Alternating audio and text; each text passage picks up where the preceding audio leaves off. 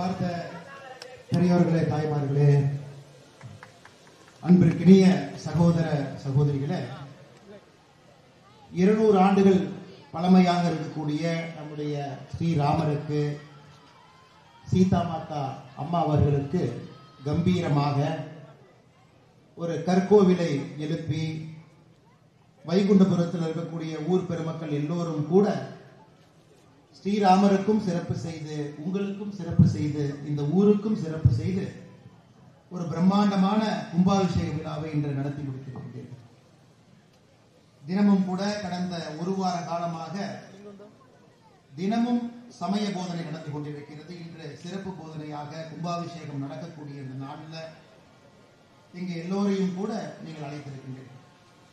முக்கியமாக என்னோடு இந்த நிகழ்வுக்கு வந்திருக்கக்கூடிய பாரதிய ஜனதா கட்சியினுடைய மாநில தலைவர், எங்களுடைய அன்புக்குரிய அண்ணன் நயினார் நாகேந்திரன் எம்எல்ஏ அவர்களே, வாழுகின்ற காந்தியாக இருந்து நம்மை வழிநடத்தி கொண்டிருக்கக்கூடிய ஐயா எம்ஆர் காந்தி எம்எல்ஏ அவர்களே, பாரதிய ஜனதா கட்சி இந்த பகுதியினுடைய மாவட்ட தலைவர் அண்ணன் ஆர்பி சுரேஷ் அவர்கள், அண்ணன் கே கோபகுமார் அவர்களே, ஒருங்கிணைந்த கன்னியாகுமரி மாவட்டத்தினுடைய முன்னாள் மாவட்ட தலைவர் அண்ணன் தர்மராஜ் அவர்களே,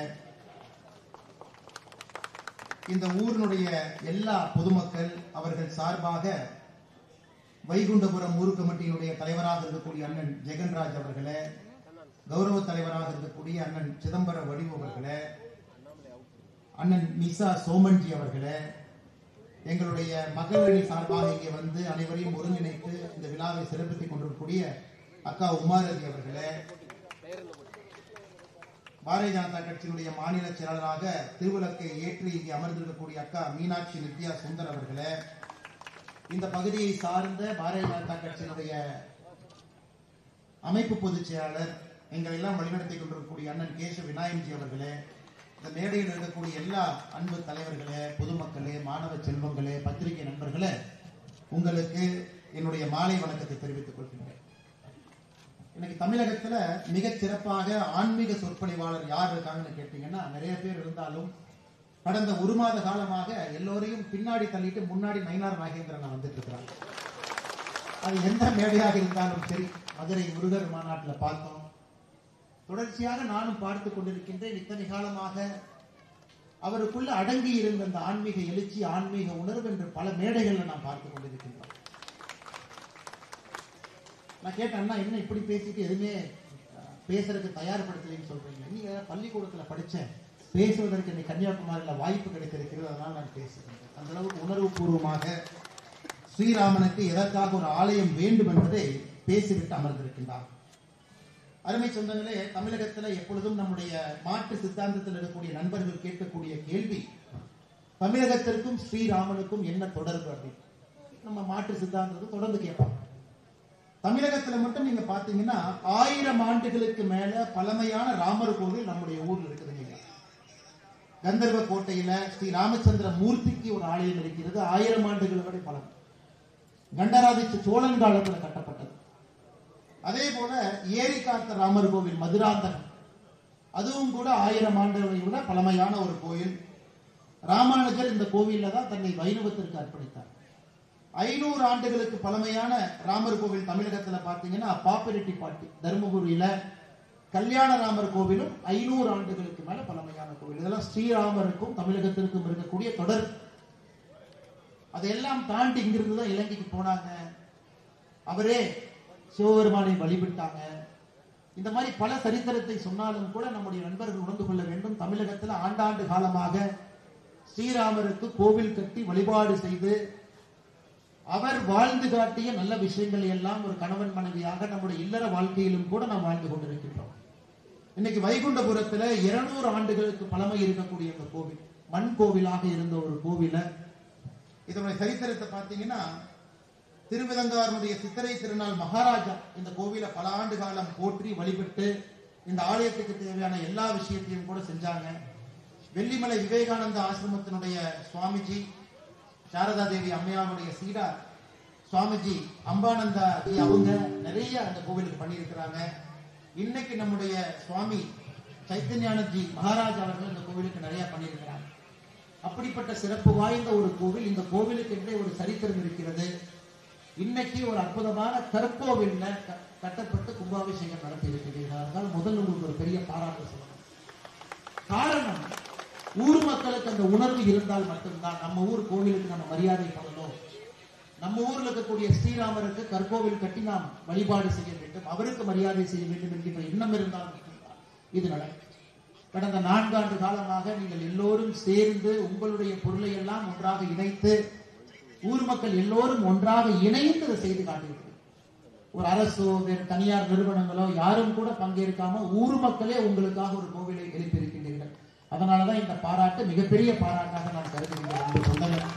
அதனால் நிச்சயமாக வருகின்ற காலத்துல இந்த ஆலய வழிபாடு மூலமாக இன்னும் நம்முடைய சனாதன தர்மத்தினுடைய எழுச்சிய அடுத்து வரக்கூடிய எல்லா தலைமுறைக்கும் கூட நம்முடைய இந்து தர்மத்தினுடைய கோட்பாடுகளை, குறிப்பாக இளைஞர்களுக்கு, வயது குறைந்தவர்களுக்கு, நம்முடைய வீட்டில் இருக்கக்கூடிய நம்முடைய வழிபாட்டு முறை, கோவில்ல நம்ம எப்படி ஆண்டவனை வழிபடுகின்றோம், சனாதன தர்மத்தினுடைய தத்துவங்களை எப்படி வாழ்க்கையோடு இணைத்து வாழ்ந்து கொண்டிருக்கின்றோம், இதையெல்லாம் நம்முடைய இளைய சமுதாயத்திற்கு நீங்க எடுத்து காட்டணும். மதுரையில முருகர் மாநாட்டில் நான் ஒரு விஷயத்தை பேசுறேங்க ஐயா, அது சில பேர் அது தவறா புரிஞ்சுக்கிட்டாங்க. இருந்தும் இந்த மேடையில மறுபடியும் நான் அதை பேசுறேங்க. ஏன்னா குறிப்பா நம்முடைய இளைய சமுதாயம் இதை உணர்ந்து கொள்ள வேண்டும் என்பதற்காக. எல்லா மதமும் சம்மதம் என்று நினைக்கக்கூடியவர் நான்.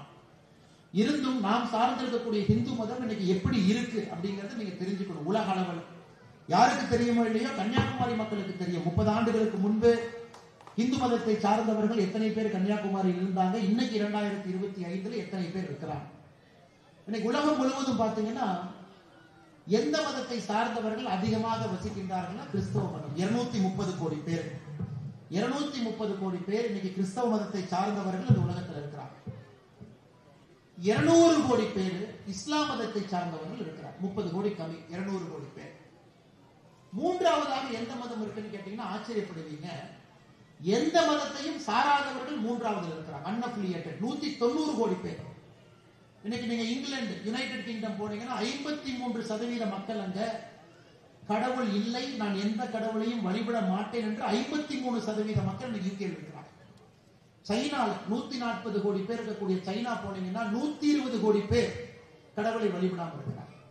இன்னைக்கு உலகத்துல கடவுளை வழிபடாதவர்கள் அதிகமாகிக் கொண்டிருக்கின்றார்கள், கடவுள் இல்லை என்று நம்புவர்களும் அதிகமாகிக் கொண்டிருக்கின்றார்கள்.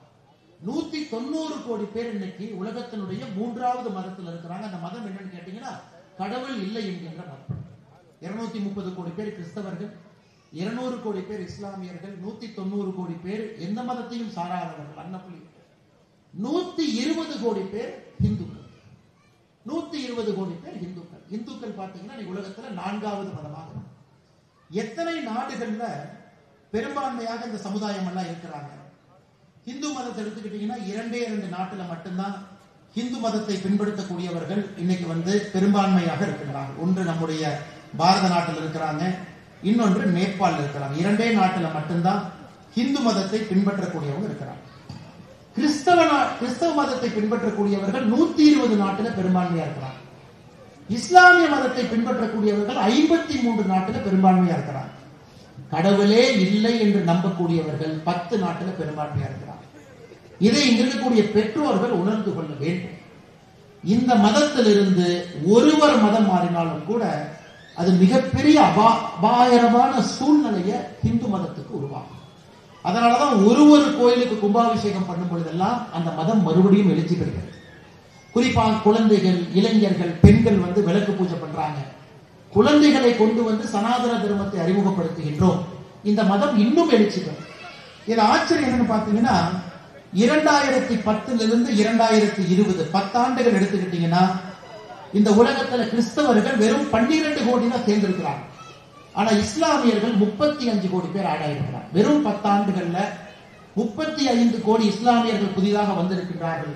வெறும் 12 கோடி கிறிஸ்தவர்கள் வந்திருக்கிறார்கள். அப்ப நீங்க நல்லா புரிஞ்சுக்கணும், உலகத்துல ஏற்படக்கூடிய தாக்கம் வைகுண்டபுரத்திலும் நடக்கும் என்பதை புரிந்து கொள்ளுங்கள்.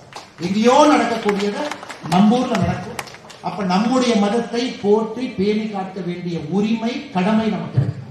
நம்முடைய சனாதன தர்மத்தினுடைய கொடியை உயர பிடித்து யாரையும் மதமாற விடக்கூடாது. அது கன்னியாகுமரி போன்ற பகுதியில மதம் மாறி இருக்கக்கூடிய சொந்தங்களையும் திரும்ப அழைத்து வருவதற்கான முயற்சி எடுக்கணும். வருகின்ற காலத்துல எந்த மதத்திற்கும் எதிரான மதம் இந்து மதம் கிடையாது.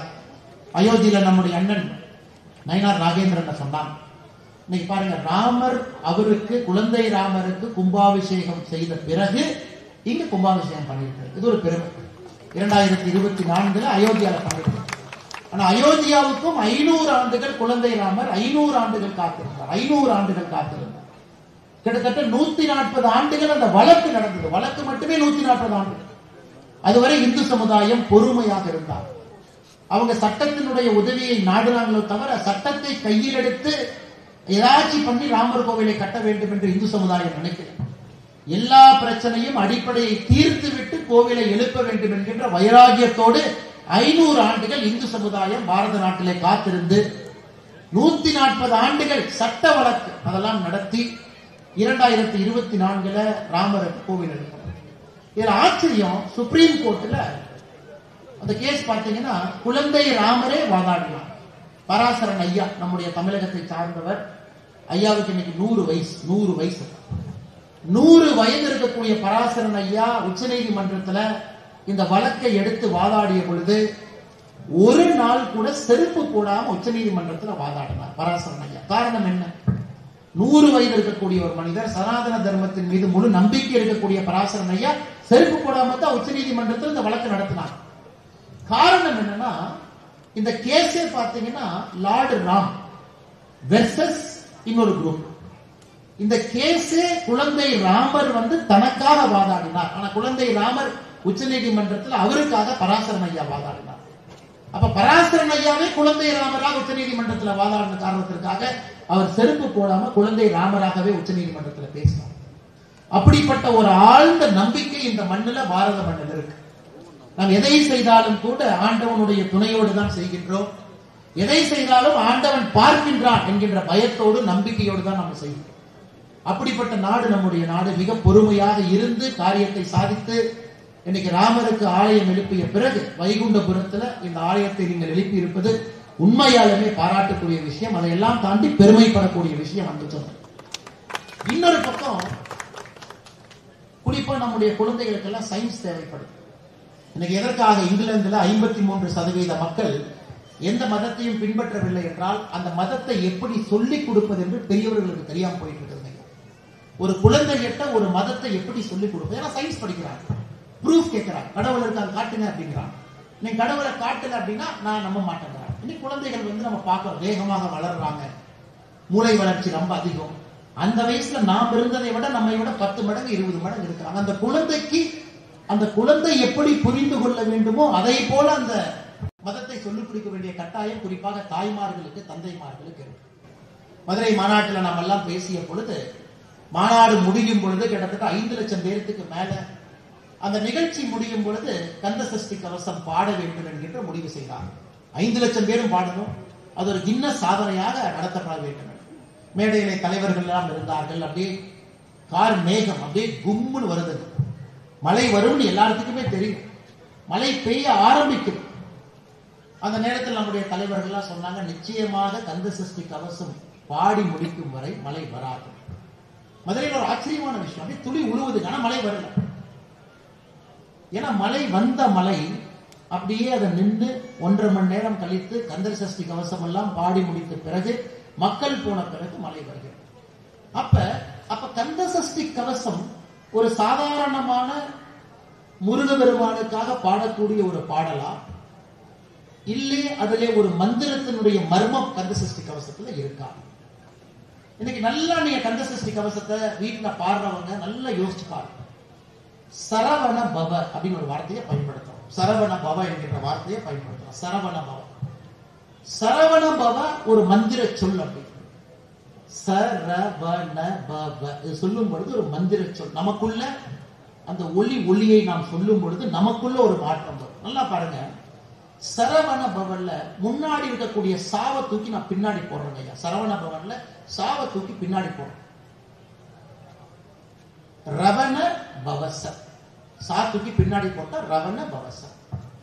இப்ப முன்னாடி இருக்கக்கூடிய ராவ தூக்கி பின்னாடி போடுறேன். வனவ வசர. முன்னாடி இருக்கக்கூடிய வாவ தூக்கி மறுபடியும் பின்னாடி போறோம். நவப சரவ. நாவ தூக்கி மறுபடியும் பின்னாடி போறோம். பவச ரவண. முன்னாடி இருக்கிற பாவ தூக்கி பின்னாடி போற வசர வனவ. இப்ப உங்களுக்கு தெரியுமோ, இது எங்கேயோ கேட்ட மாதிரி இருக்கு. இந்த சரணபவத்தினுடைய ஒரே ஒரு வார்த்தை இங்கே மாத்தணும்னா இது எங்கேயோ கேட்ட மாதிரி இருக்கு, எங்கேயோ படிச்ச மாதிரி இருக்குன்னு உங்களுக்கு ஞாபகம். இது எங்க வருதுனாங்க ஐயா, முருகனுக்காக நீங்க பாடக்கூடிய அந்த மந்திர பாடல், அதுலயே இதை நீங்க படிப்பீங்க. ரா ரா ரா ரா ரீ ரூ ரூ ரூ ரூ ரூ டும் டும் டும் எல்லாம் அதுல இந்த வார்த்தையை சொல்வீங்க. ரவண பவச வனபவசர நவபசரவ பவச ரவண இதெல்லாம் சொல்லுங்க. எதற்காக 18ஆம் நூற்றாண்டுல எழுதப்பட்ட ஒரு மந்திர பாடல்ல இந்த வார்த்தைகள் எதற்காக வருது யோசிச்சுப்பாங்க. நாம சொல்ற நம்முடைய தமிழ் மொழியை பொறுத்தவரை இது ஆண்டவனுக்கு நேரடியாக நாம் பேசக்கூடிய ஒரு மொழி. இதிலே விஞ்ஞானமும் இருக்கிறது, இதிலே மந்திரமும் இருக்கிறது, இதிலே இலக்கியமும் இலக்கணமும் ஆழ்ந்து இருக்கிறது. அதனாலதான் தமிழ் மொழி இந்த உலகத்தினுடைய செம்மையான மூத்த மொழி நம்ம சொல்றோம். ஏன்னா சரவண பவ நல்லா யோசிச்சு பார்த்தீங்கன்னா கந்த சஷ்டி கவசத்துல அதை எப்படி தேவராய பெருமானையா கொண்டு வந்திருப்பாங்கன்னா, முழுவதுமாக ஒரு மந்திரத்தை ஒரு பாட்டாக மாற்றியிருப்பாங்க. முழுவதுமாக ஒரு மந்திரத்தை ஒரு பாட்டாக. கந்த சஷ்டி கவசம். அதுல கந்த என்கின்ற வார்த்தை நம்முடைய தொப்புள் கொடியிலிருந்து 2 இன்ச் கீழே 5 சென்டிமீட்டர் கீழே அங்க இருக்கக்கூடிய பகுதியை கந்த என்கின்ற வார்த்தையை பயன்படுத்துறோம். தொப்புள் கொடியிலிருந்து 2 இன்ச் கீழே. சஷ்டிங்கிற சஷ்டி விரதம் இருக்கிறோம். சஷ்டி ஒரு நாள். சஷ்டிக்கு இன்னொரு வார்த்தையும் இருக்கிறது, சட்டி. சட்டி என்றால் நம்முடைய கந்த பகுதி சட்டி மாதிரி இருக்கிறனால தொப்பில் இருந்து 2 இன்ச் கீழே வந்தீங்கன்னா அந்த பகுதி கந்த, அது அந்த பகுதி சட்டியை போல இருக்கும். கந்த சட்டி கவசம், கந்த சஷ்டி கவசமா மாறும். இன்னும் கொஞ்சம் உத்து பார்த்தீங்கன்னா நம்ம பெரியவங்க சொல்லுவாங்க, சட்டியில் இருந்தால்தான் அகப்பையில் வரும். அந்த வார்த்தை சட்டியில் இருந்தால்தான் அகப்பையில் வருங்கிறது கிடையாது, சஷ்டியில் இருந்தால்தான் அகைப்பையில் வரும். ஏன்னா சஷ்டியும் சக்தியும் ஒன்று. அப்ப பெண்கள் சஷ்டியிலே விரதம் இருக்கும் பொழுது அகப்பையில கருவிலே உயிர் உண்டாகும் என்கின்ற அர்த்தம். அதைத்தான் சஷ்டியில் இருந்தால்தான் அகைப்பையில் வரும். கந்த சஷ்டி கவசம் படிக்கும் பொழுது நிச்சயமாக பெண்களுக்கு குழந்தை பாக்கியம் கிடைக்கும் என்பதை உறுதியா எப்படி சொல்றாங்கன்னா, இந்த மந்திர வார்த்தையை நீங்கள் பயன்படுத்த ஆரம்பிக்கும் பொழுது சரவண பவ என்கின்ற வார்த்தையில அந்த ஒளியை உங்கள் நாட்டில் வைத்து நீங்கள் பயன்படுத்தும் பொழுது உங்களுடைய சட்டி பகுதி கந்த பகுதியில அதற்கான உயிரோட்டத்தை ஆரம்பித்து இப்ப பாருங்க. இது விஞ்ஞானம். நம்ம குழந்தைகள் இதெல்லாம் கேட்கிறாங்க, நீ முருகனுக்கு போய் பாட்டு படிச்சா எப்படி முருகன் வருவார்? இதையெல்லாம் நாம் சொல்ல வேண்டிய கட்டாயம் நமக்கு இருக்கு. இன்னைக்கு உயிரோட்டமாக நம்முடைய சனாதன தர்மம் இருக்க வேண்டும் என்று நாம் நினைத்தால் நம்முடைய குழந்தைகளுக்கு விஞ்ஞான முறையில கடவுளை காட்ட வேண்டிய கட்டாயம் நமக்கு இருக்கு. அது மட்டும் இல்லாம இந்து தர்மத்தை பொறுத்தவரை இன்னைக்கு உலகத்திற்கு இருக்கக்கூடிய பிரச்சனைகளுக்கெல்லாம் தீர்வாக ஒரு தர்மம் இருக்குன்னா நம்முடைய இந்து தர்மம் மட்டும்தான், எதுவுமே கிடையாது. உலகத்தில் இருக்கக்கூடிய எல்லா பிரச்சனைக்கும் தீர்வு நமக்கு இருக்கு. இன்னைக்கு எல்லா தர்மமும் என்ன பண்றாங்க பாருங்க. எல்லா தர்மமும் பொறுத்தவரை என்னுடைய தர்மத்தை நீ பின்பற்றவில்லை என்றால் நீ எதிரி அப்படிங்கிறது மற்ற தர்மத்தினுடைய நோக்கம். மற்ற தர்மத்தை பார்த்தீங்கன்னா உலகத்தில் இருக்கக்கூடிய எல்லா பொருளுமே ஆண்டவன் உருவாக்கி இருப்பது இந்த தர்மத்தில் பிறந்த நீங்கள் அதை அனுபவிப்பதற்காக. அப்ரஹாமிக் ரிலிஜன் கிறிஸ்தவ மதத்தை பொறுத்தவரை இயற்கையில் இருக்கக்கூடிய எல்லா பொருளுமே நீங்கள் அதை அனுபவிக்க. ஆனா இந்து தர்மத்தை பொறுத்தவரை உலகத்தில் இருக்கக்கூடிய எல்லா பொருளும் உங்களோடு சேர்ந்து இருந்து பயணிக்க என்கின்ற வார்த்தையை. உயிர் இருக்கிற பொருளும் உயிர் இல்லாத பொருளும் சனாதன தர்மத்துல ஒன்றாக பார்க்கக்கூடிய பாவனை நமக்கு இருக்கு. உயிர்களை கொல்லலாமா கொல்லக்கூடாதா, உயிர்களை உண்ணலாமா உண்ணக்கூடாதா, எல்லாம் இந்த தர்மத்தில் இருக்கு.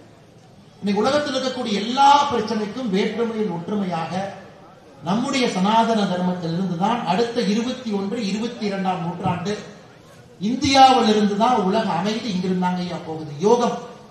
யோகா நம்முடைய சனாதன தர்மத்திலிருந்து உருவானது. இன்னைக்கு உலகத்துல 194 நாடுகள்ல ஜூன் 21ஆம் தேதி உலக யோகா தினத்துல எல்லாரும் பங்கேற்கிறாங்க. அது நம்முடைய சனாதன தர்மத்துல இந்த உலகத்திற்கு கொடுத்திருக்கக்கூடிய கொடை. நாம் சொல்லுகின்றோம் 108 யோக நிலையில உங்கள் மனதுல உங்களால் அமைதி கொண்டு வர முடியும் நாம சொல்றோம். இன்னைக்கு ஐநா சபையில எப்படி யோகாக்கு ஒரு நாள் கொடுத்திருக்கிறாங்களோ அது போல் தியானத்துக்கு ஒரு நாள் கொடுக்க போறாங்க. அதற்கான ரெசல்யூஷனை மூவ் பண்ணிட்டாங்க. தியானத்துக்கு ஒரு நாள்.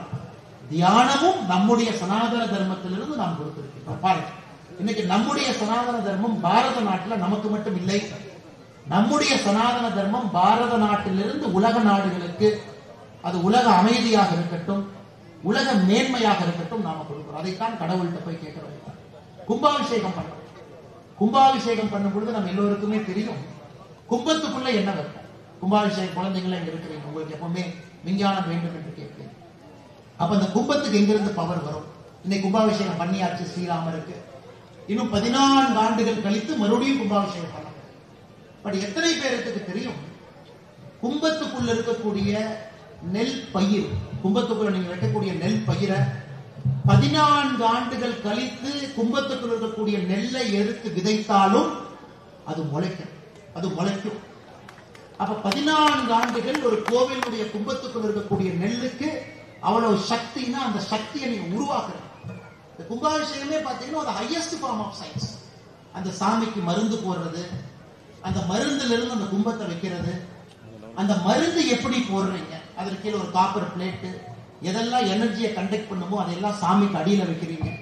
அந்த மருந்து வச்சு அந்த சாமியை பேக் பண்றீங்க. அதன் பிறகு கும்பத்துக்கும் சாமிக்கும் ஒரு சின்ன ஒரு நூல் மாதிரி போட்டு ஒரு கனெக்ஷன் ஏற்படுத்துறீங்க. கும்பத்துக்குள்ள நெல் வைக்கிறீங்க. கும்பத்துக்குள்ள எதற்கு நெல் வைக்கின்றோம் என்றால் அந்த நெல் உயிரோடு இருந்தால் மட்டும்தான் அந்த கோவில்ல சக்தி இருக்கிறது என்கின்ற அர்த்தம். அதனால அந்த கும்பாபிஷேகத்திற்கு முன்னாடி பாலாலயம் செய்யும் பொழுது அந்த கும்பத்தை எடுத்து பார்க்கும் பொழுது உள்ள இருக்கக்கூடிய நெல் அதை எடுத்து விதைச்சிங்கன்னா முளைக்கும். எந்த தர்மத்திலும் இல்லாத ஒரு சாதனை சனாதன தர்மத்தில் இருக்கு. ஏன்னா மந்திரத்தின் மூலமாக, மந்திரம்ங்கிறது வெறும் வாய் மட்டுமல்ல, சரவணபவன் வாயில சொல்றாங்க, அதன் மூலமாக ஒரு சத்தத்தை ஏற்படுத்துறீங்க.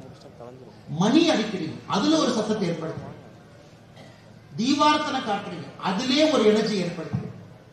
பூ வைக்கிறீங்க, அதிலே வாசனையில ஒரு எனர்ஜி ஏற்படுத்துறீங்க. கடவுளுக்கு, கடவுளுடைய 5 முக்கியமான சென்சஸுக்கும் 5 விதமான விஷயங்களை நீங்கள் கொடுத்து அந்த கடவுளை எப்பொழுதுமே வைப்ரேஷன் வச்சிருக்கு. அந்த கும்பமும் எனர்ஜைஸ்டா வைப்ரேஷனா இருக்கு. அப்ப எப்ப நீங்க கோயிலை போய் கடவுளை பார்த்தாலும் அங்க இருக்கக்கூடிய எனர்ஜியை நீங்க எடுக்கிறீங்க. நீங்க நல்ல மனசோடு வெளியே வர்றீங்க. அதான் இந்த கும்பாபிஷேகத்தினுடைய மகத்துவம். சரியான நபர்கள் செய்யணும், சரியான முறையில செய்யணும்.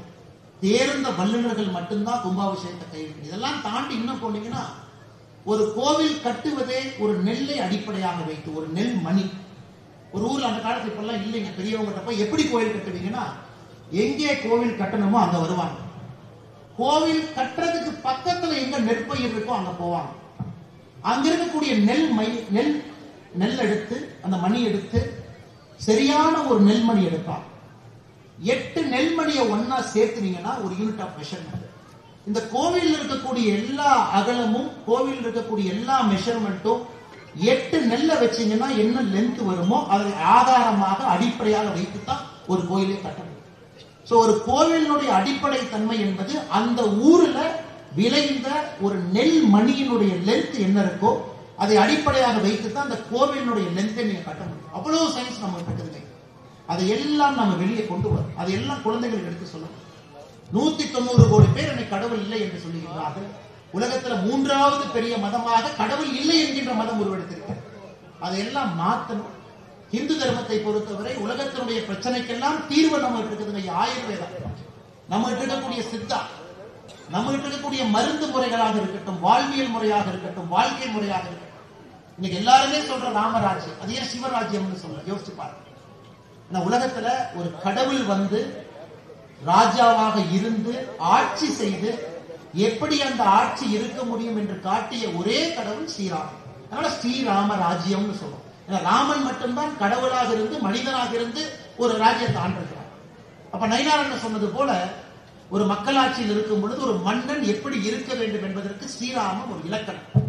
அநியாயம் நடந்த பொழுது எப்படி அதை கொடுத்து கொண்டார், சட்ட திட்டத்துக்கு எப்படி காப்பாற்றினாரு, அவருடைய சொந்த அப்பா அவருக்கு கொடுக்கின்றேன் என்று சொன்ன பதவியை கொடுக்காத பிறகு எப்படி நடந்து கொண்டார், தன்னுடைய அன்னை தன்னுடைய தம்பிக்கு அதை கொடுக்கும் பொழுது கூட எப்படி ஊர் மக்கள்லாம் பகல்ல போனார்னா அவரை வந்து ராமா காட்டுக்கு போகாதே என்று சொல்லிவிடுவார்கள் என்கின்ற ஒரே காரணத்திற்காக இரவுல அந்த ஊர்ல இருந்து காட்டுக்கு போறார். பகல்ல போனா ஸ்ரீராமருக்கு வந்து அவ்வளவு அந்த ஊர்ல எழுச்சி. ஸ்ரீராமர் பகல்ல காட்டுக்கு போனா யாரும் விட மாட்டாங்க. மக்கள் வந்து ஸ்ரீராமனை குறுக்காட்டி விடுவார். அதனால இரவுல போறார், யாரும் என்னை தடுக்க கூடாது. ஸ்ரீராமருடைய வாழ்க்கையில ஒரு விஷயமும் ஒரு குழந்தைக்கு சொல்லி கொடுத்தார். ஒரு தம்பிகிட்ட எப்படி நடந்துக்கிட்டார், அப்பா அம்மா எப்படி நடந்துக்கிட்டார், ராஜாவாக எப்படி நடந்துக்கிட்டார், ஒரு எதிரியாக இருந்தாலும் கூட எப்படி சண்டை போட்டார், யுத்தத்தை எப்படி நடத்தினார், அவருக்கு இருக்கக்கூடிய சிஷ்யர்களை எப்படி நடத்தினாங்க, எப்படி கோபப்பட்டார், எப்படி கோபப்படலாம். ஆனால் ஸ்ரீராமனுடைய வாழ்க்கையை பொறுத்தவரை அவ்வளவு குணாதிசயங்களை நம்முடைய குழந்தைக்கு சொல்லிக் கொடுத்து ஸ்ரீராமனை போல் நீ இருக்க வேண்டும் என்பதற்காகத்தான் சனாதன தர்மத்துல கடவுளுடைய பெயரை நம்ம வைக்கிறோம். கல்யாண ராமன் கடவுளுடைய பெயரை வைக்கிறோம். அண்ணா சொன்னார், ராமருடைய பெயரை வைக்கிறோம், முருகனுடைய பெயரை வைக்கிறோம். காரணம், அந்த ஆண்டவனுக்கு இருக்கக்கூடிய குணாதிசயங்கள் உங்களுக்கும் வர வேண்டும் என்பதற்காக சொன்னார். ஆனா இன்னைக்கு தமிழகத்துல அரசியல் பேசக்கூடாது அப்படின்னு இதுல போட்டிருக்கிறாங்க. ஆனா நான் உண்மையை சொன்னா அது அரசியல் கிடையாது.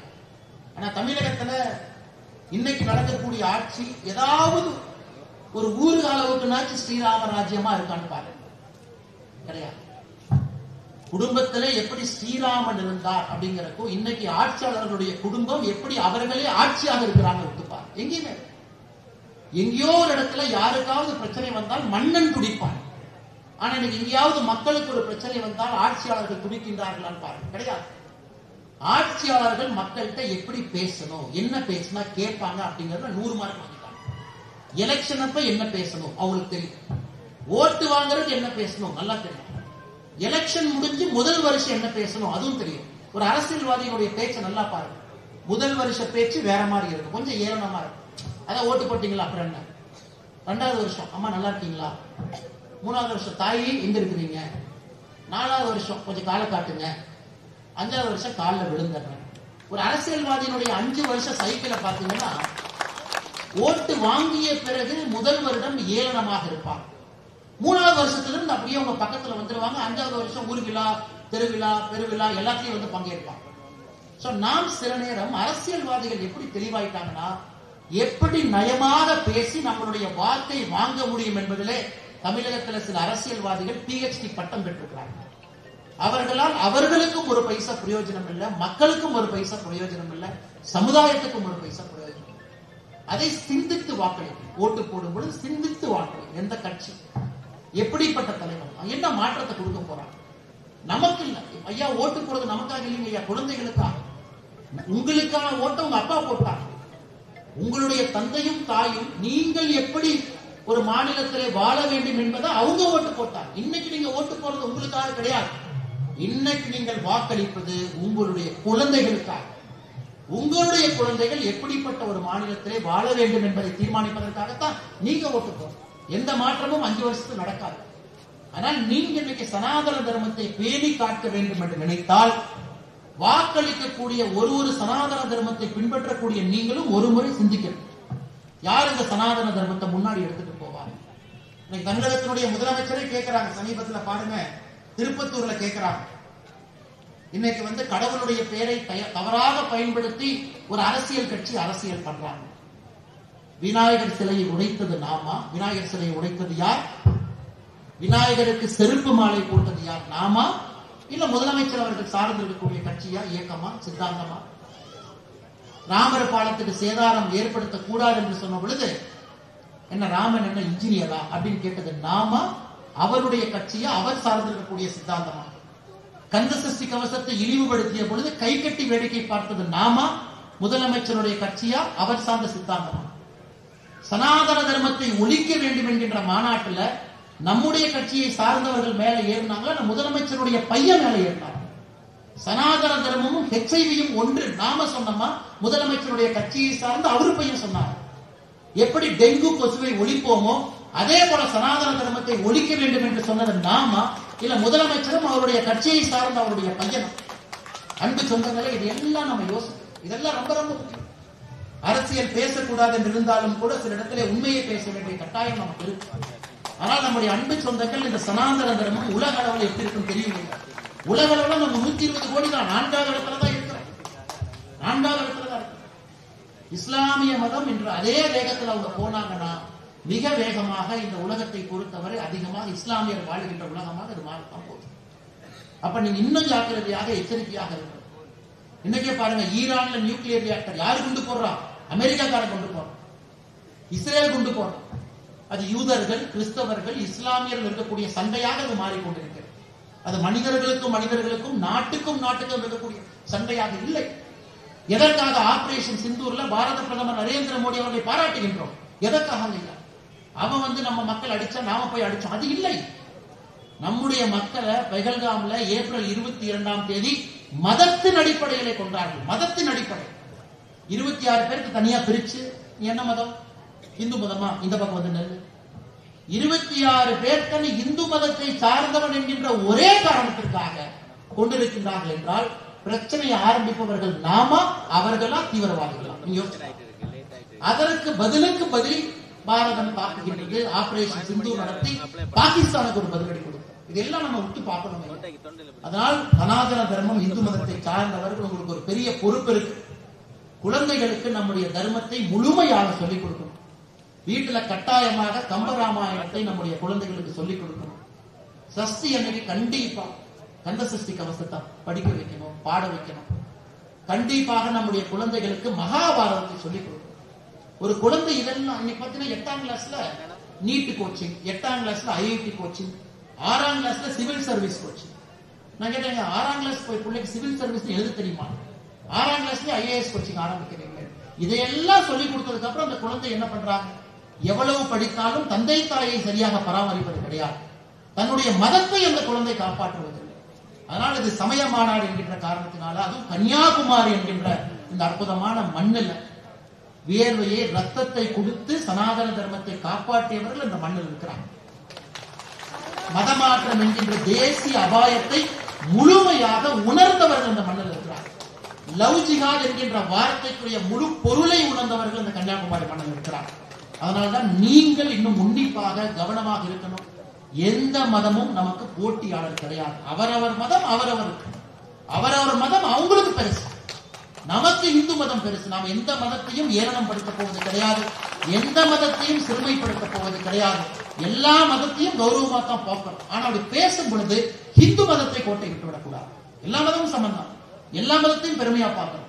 எந்த மதத்தையும் நாம் சிறுமைப்படுத்த போவது கிடையாது. அப்படி இருந்தும் இந்து மதத்தை நீங்கள் கோட்டை விட்டு விடக்கூடாது என்கின்ற ஆதங்கத்துல உங்களிடம் சில கருத்துக்களை வைப்பதற்கு இன்று ஒரு பெரிய வாய்ப்பு இந்த கன்னியாகுமரியில் கிடைத்திருக்கிற அன்பு சொந்தங்களே. அதனால் நான் இன்னொன்னு சொன்னங்க ஐயா, குழந்தைகள்லாம் பள்ளிக்கூடத்துக்கு போகும் பொழுது திருநூறு அணிந்து கொண்டு போகணும், ருத்ராட்ச கோட்டை கொண்டு போகணும். தமிழகத்தினுடைய கல்வித்துறை அமைச்சர் அன்பில் மகேஷ் பொய்யாமொழி சொன்னாரு, இந்த அண்ணாமலையினுடைய வாதம் பாருங்க, சிறுபிள்ளைத்தனமா பேசுறாரு. அதனாலதான் கர்ம வீரர் காமராஜர் ஐயா யூனிஃபார்ம் கொண்டு வந்தார். ஐயா குடும்பத்துல என்னுடைய மனைவியினுடைய தாத்தா கிருஷ்ணசாமி ஐயா அரசு பள்ளியில 1960-70 காலகட்டத்தில் டீச்சரா இருக்கார். முதலாக யூனிஃபார்ம் சிஸ்டத்தை கொங்கு பகுதியில கொண்டு வந்தவர் அவர், தமிழகம் முழுவதும் வருவதற்கு முன்பு. எதற்குனா, ஒரு பள்ளிக்கூடத்துல மில்லு ஓனர் வந்து மேலையும் மில்ல வேலை பார்க்கிற தொழிலாளர்கள் கீழே உட்கார்ந்து இருக்கிறாங்க. அவங்க சாக்குப்பையில் உட்கார்ந்து இருக்கிறாங்க, இவங்க மரபெஞ்சில் உட்கார்ந்து இருக்கிறாங்க. அவங்க காதல வைரக்கடுக்கன் போட்டிருக்கிறாங்க. இந்த குழந்தைகள் எதுவுமே இல்லாம கீழே இருக்கிறாங்க என்பதை உடைப்பதற்காகத்தான் சீருடை கொண்டு வரப்பட்டது. சீருடை என்பது மத அடையாளங்களை மறைப்பதற்காக கொண்டு வரப்படவில்லை. சீருடை என்பது நம்முடைய சமுதாயத்துல ஜாதி, ஏற்றத்தாழ்வு, பணக்காரன், ஏழை என்பதை உடைப்பதற்காகத்தான் பள்ளிக்கு சீருடை கொண்டு வரும். ஒரு பள்ளிக்கூடத்திற்கே நான் திருநூறினுடைய குழந்தையை வச்சுட்டு போகாது நம்ம நினைச்சோம்னா என்ன சனாதன தர்மத்தை நாம் காப்பாற்றுகின்றோம்? எந்த இந்து மத தர்மத்தில் நாம் வாழ்கின்றோம்? ஒரு பெண் குழந்தை பொட்டு வச்சுக்கிட்டு பள்ளிக்கூடத்துக்கு போக முடியலன்னா எப்படி அந்த பெண் குழந்தை சனாதன தர்மத்தை காப்பாற்று? பள்ளிக்கூடத்துக்கு போகும்போது பொட்டு அழி, பள்ளிக்கூடத்துக்கு வெளியே வந்ததுக்கு அப்புறம் பொட்டை வீங்கினா நமக்கும் அண்ணன் திருமாவளவர்களுக்கும் என்ன வித்தியாசம் சொல்லுங்க? இப்ப திருமாவளவன் சொல்ற மாதிரி இல்ல வேர்வை அதிகமா வந்துச்சு அதனால லைட்டா தொடச்சேன். யாரு காதுல சுத்த வேண்டியதெல்லாம் நம்ம காதுல சுத்துறாங்க. அதனாலதான் அன்பு சொந்தங்களே, சீருடை அணியணும். அனைத்து மனிதர்களும் சமம் என்று நினைப்பவன் நான், நீங்க, நயினார் அண்ணன் இருக்கிற எல்லோரும் எந்த ஜாதிகளும் கிடையாது, எல்லா ஜாதிகளும் சமம் என்று நினைப்பவர்கள் நாம். ஆனால் நம்முடைய மத அடையாளத்தை நாம் இடுவதிலே எந்தவித தவறும் இல்லை என்பதை தமிழக அரசு உணர்ந்து, ஒரு குழந்தைய ருத்ராட்ச கொட்டை போடாத, திருநூறு வைக்காத, குங்குமம் வைக்காத பள்ளிக்கூடத்தில் அந்த குழந்தைக்கு சொல்லிக் கொடுத்தா அது செக்குலரிசம் இல்லைங்க.